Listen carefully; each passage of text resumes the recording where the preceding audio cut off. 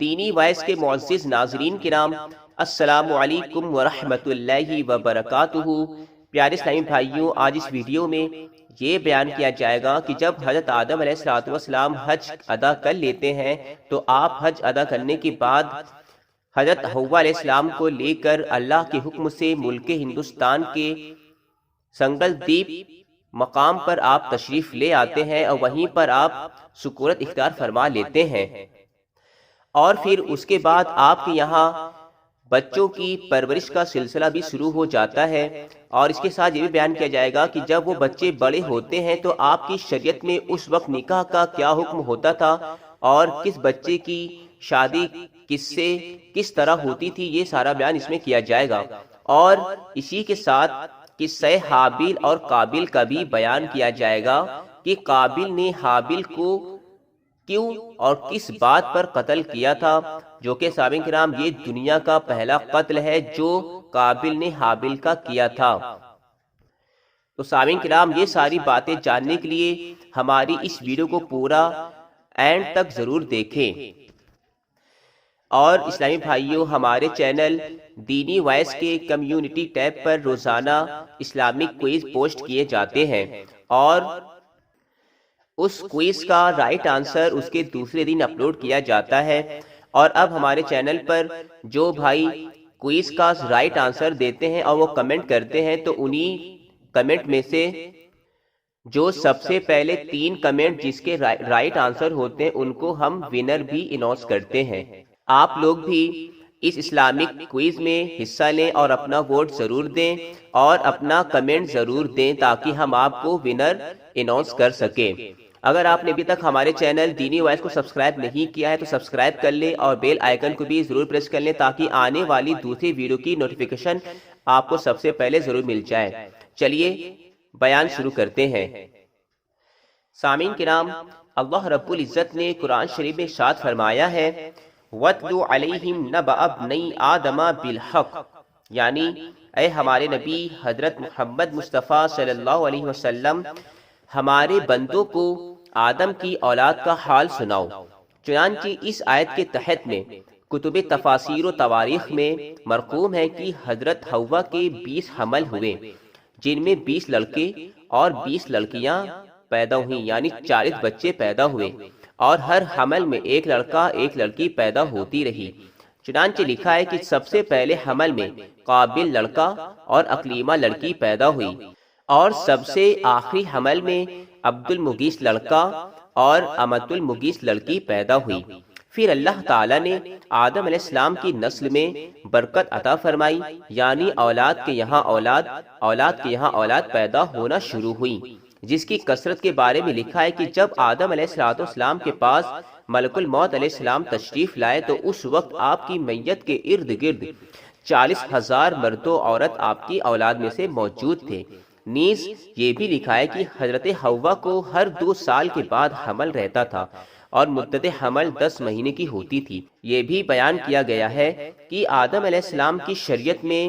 بہن بھائی کا نکاح جائز تھا، البتہ اتنا حکم ضرور تھا کہ جس لڑکے کے ساتھ جو لڑکی پیدا ہوتی تھی وہ اپنے جڑواں بھائی کے ساتھ منسوب نہیں کی جا سکتی تھی، بلکہ بڑے یا چھوٹے بھائی سے منسوب کی جائے۔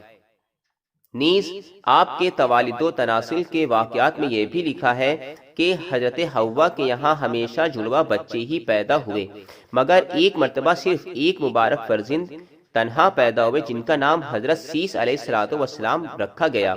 اور یہ وہ مبارک فرزند ہیں جن کی پشت میں نور محمدی صلی اللہ علیہ وسلم چمک رہا ہے۔ نیز حضرت حوا کو ہمیشہ بچہ پیدا ہوتے وقت اسی طرح درد زہ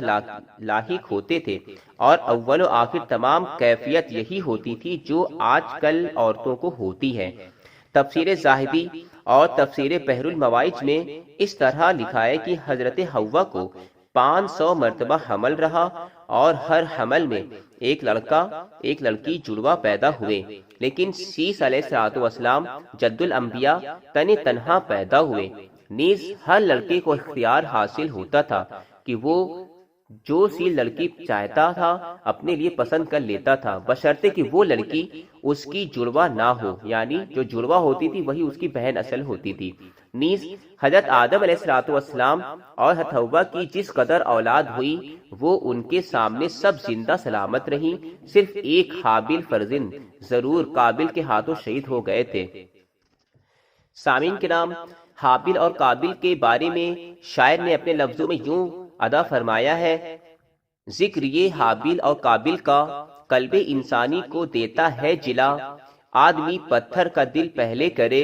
بعد میں یہ غم کا افسانہ سنے، کیونکہ پہلی موت ہے پہلا ہے غم، جس قدر بھی غم ہو آدم کو ہے کم، موت کی صورت کبھی دیکھی نہ تھی خواب میں بھی جو کبھی آئی نہ تھی، آہ اے حابیل پیارے لاڈلے موت کا پہلے نشانہ تم ہوئے۔ تو سامعین کرام، قصہ حابیل اور قابل بھی ملاحظہ فرما لیں کہ جب حابیل اور قابل جوان ہو گئے، نیز اقلیمہ اور لہوزہ ان کی دونوں بہنیں بھی سن بلوغ کو پہنچ گئیں، تو حضرت آدم علیہ السلام نے اقلیمہ کا نکاح حابیل کے ساتھ اور لبوزہ کا قابل کے ساتھ تجویز فرمایا۔ لبوزہ زیادہ خوبصورت نہ تھی لیکن اقلیمہ نہایت خوبصورت تھی، اس لیے قابل حضرت آدم علیہ السلام کی تجویز کا مخالف ہوا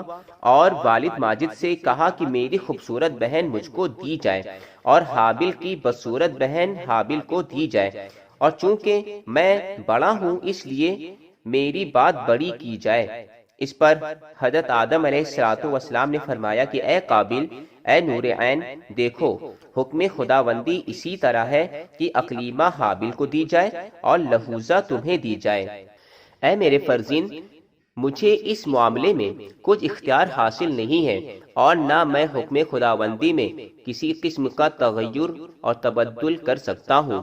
یہ سن کر قابل سخت غصے میں آ کر کہتا ہے کہ بس تو معلوم ہوا کہ آپ حابیل کو زیادہ چاہتے ہیں اور مجھے نہیں چاہتے، جبھی آپ حابیل کو خوبصورت لڑکی دیتے ہیں اور مجھے بدصورت۔ یہ سن کر آدم علیہ السلام نے فرمایا اے میرے فرزند، باپ کا کہنا مانو اور جو حکم خداوندی ہے اسے خوشی سے قبول کر لو ورنہ پچھتاؤ گے۔ اور خیر اچھا، اگر تم میرے کہے کو نہیں مانتے تو تم اور حابیل دونوں مل کر خدا تعالیٰ کے نام کی قربانیاں کرو، جس کی قربانی قبول ہو جائے اسی کو اقلیمہ حوالے کر دی جائے گی۔ قربانی اور اس کی قبولیت کا اس وقت یہ قاعدہ تھا، جن چیزوں کو قربان کرنا مقصود ہوتا تھا انہیں ایک پہاڑ پر رکھ دیا کرتے تھے اور پھر پیغمبر سے دعا کراتے تھے، اسی وقت ایک آگ آسمان سے آتی تھی اور مقبولہ قربانی کو لے جاتی تھی اور جو قربانی قبول نہیں ہوتی تھی اس کو چھوڑ جاتی تھی۔ چنانچہ سامعین کرام ایسا ہی کیا گیا اور حسب ذیل قربانیاں پہاڑ پر رکھی گئیں۔ حابیل کے یہاں بہت سے دمبے پلے ہوئے تھے، جن میں سے حابیل نے ایک جوان خوبصورت دمبا اور تھوڑا دودھ اور مکھن پہاڑ پر لے جا کر رکھا اور نیت یہ کی کہ اگر میری قربانی اللہ تعالیٰ کی بارگاہ میں قبول نہ ہوتی تو میں اقلیمہ سے دستبردار ہو جاؤں گا اور مجھے حکم الہی قبول کرنے میں ذرا تعامل نہ ہوگا۔ قابل کھیتی کیاری کرتا تھا، اس لیے صرف 2 گیہوں کی بالی پہاڑ پر رکھی اور اپنے دل میں یہ کہا کہ یہ بالیں قبول ہوں یا نہ ہو مجھے اقلیمہ کو اپنے نکاح میں لینا ہے۔ خلاصہ یہ کہ دونوں اپنی اپنی قربانیاں پہاڑ پر رکھ کر بیٹھے تھے کہ آدم علیہ السلام نے دعا کی اور اسی وقت آسمان سے ایک سفید آگ آئی جو حابیل کی قربانی کو لے گئی اور قابل کی دونوں بالوں کو وہیں چھوڑ گئیں، جسے اللہ رب العزت اپنے کلام میں یوں فرماتا ہے وَاتْلُ عَلَيْهِمْ نَبَأَ ابْنَيْ آدَمَ بِالْحَقِّ إِذْ قَرَّبَا قُرْبَانًا فَتَقُبِّلَ مِنْ أَحَدِهِمَا وَلَمْ يَتَقَبَّلْ مِنَ الْآخِرِ، یعنی اے نبی علیہ السلام، آپ ان اہل کتاب کو آدم علیہ السلام کے دونوں بیٹوں کا قصہ صحیح طور پر پڑھ کر سنا دیجئے، جبکہ دونوں نے ایک ایک نیاز پیش کی اور ان دونوں میں سے ایک کی نیاز قبول ہو گئی اور دوسرے کی مقبول نہ ہوئی۔ چنانچہ قابل یہ دیکھ کر حابیل کی قربانی قبول ہو گئی اور میری قربانی قبول نہ ہوئی سخت غصے میں آیا اور حابیل کی عداوت اس کے دل میں جوش مارنے لگی۔ چنانچہ قابل نے حابل سے کہا جسے قرآن مجید میں یوں نقل فرمایا گیا ہے قال لأقتلنک، یعنی قابل نے کہا میں تجھے ضرور مار ڈالوں گا، جس کا حابل نے جواب دیا قال انما یتقبل اللہ من المتقین لئن بسطت الی یدک لتقتلنی ما انا بباسط یدی الیک لاقتلک انی اخاف اللہ رب العالمین، یعنی حابل نے کہا کہ خدائے تعالی پرہیزگاروں کا ہی عمل قبول فرماتا ہے، اور اگر تو مجھ پر میرے قتل کے لیے دست درازی کرے گا تب بھی میں تجھ پر تیرے قتل کرنے کے لیے ہرگز دست درازی کرنے والا نہیں ہوں۔ تحقیق میں تو عالموں کے پروردگار اللہ تعالیٰ سے ڈرتا ہوں۔ الغرض سامعین کرام، حابل چونکہ پرہیزگار اور اللہ سے ڈرنے والے تھے، اس لیے انہوں نے یہی کہا کہ تو برا ارادہ بھی رکھے تو بھی میں تیرے جواب میں برائی نہ کروں گا، اور میرا ایمان جزا اور سزا پر اتنا مضبوط ہے کہ انی ارید ان تبوء باسمی و اسمک فتکون من اصحاب النار وذالک جزاء الظالمین، یعنی حابل نے کہا کہ میں تو یہ چاہتا ہوں کہ تو میرے اور اپنے گناہ سب اپنے سر پر رکھ لے، پھر تو دوزخیوں میں شامل ہو جائے، اور ظلم کرنے والوں کی یہی سزا ہوتی ہے۔ سامعین کرام، بہرحال قابل نے یہ دیکھ کر کہ حابل کی قربانی قبول ہوئی اور میری قربانی قبول نہیں ہوئی، حابل کے قتل کا ارادہ کر لیا۔ پھر دونوں پہاڑ پر سے واپس آ گئے۔ اتفاق سے ایک روز حابل جنگل میں اپنے دمبے چرا رہے تھے کہ یکایک قابل اپنے چھوٹے بھائی حابل کے پاس آیا اور کہا لأقتلنک، یعنی اے حابل بتا کہاں ہے، میں ابھی تجھے قتل کر کے چھوڑوں گا، جس کے جواب میں حابل نے کہا انما یتقبل اللہ من المتقین، یعنی برادر معظم اس میں شک نہیں، اللہ تعالی اللہ والوں کے عملوں کو قبول کیا کرتا ہے، اس میں میرا کیا قصور ہے کہ تم مجھے قتل کرو گے، ایسی میں نے کیا خطا کی ہے؟ قابل نے جواب دیا کہ کیا میری خوبصورت بہن تجھے ملنی چاہیے اور تیری بدصورت بہن مجھے دی جانی چاہیے؟ تیرے بچے خوبصورت پیدا ہوں گے اور میرے بچے بدصورت، اس لیے میں تیرا قصہ ہی پاک کر دوں گا۔ یہ سن کر حابل پیارے نے اپنے بڑے بھائی قابل سے کہا کہ حکم خداوندی آسمان سے یوں ہی آیا ہے، پھر اس میں مجھے اور تمہیں دم مارنے کی کیا مجال ہے؟ قابل نے کہا اچھا، سب معلوم ہو جائے گا۔ اس کے بعد قابل نے پختہ ارادہ کر لیا کہ حابل کو قتل کر دے، اور چنانچہ قتل کر ڈالا، جسے مولا کریم یوں نقل فرماتا ہے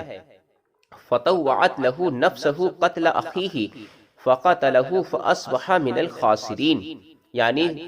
سو اس کے دل نے اس کو اپنے بھائی کے قتل پر آمادہ کر دیا اور پھر اس کو قتل ہی کر ڈالا، جس سے وہ بڑے نقصان اٹھانے والوں میں شامل ہو گیا۔ سامعین کرام، تفسیر معالم التنزیل میں مرقوم ہے کہ قابل ہر چند یہ چاہتا تھا کہ حابل کو قتل کرے، مگر قتل کرنے کی کوئی صورت نہیں جانتا تھا کہ کس طرح قتل کرے، کیونکہ آج تک دنیا میں کسی کو موت نہیں آئی تھی اور نہ کوئی قتل ہوا تھا۔ البتہ حضرت آدم علیہ السلام سے سنا سنایا موت کا حال تو ضرور معلوم تھا کہ وہ کوئی آنے والی چیز ہے، لیکن آنکھوں سے کسی نے نہیں دیکھا تھا کہ موت کس طرح آتی ہے اور انسان کس طرح مرتا ہے اور کیوں مرتا ہے۔ چنانچہ قابل کو اسی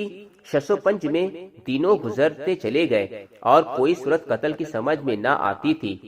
کہ ایک دن وہ جنگل میں بیٹھا ہوا تھا۔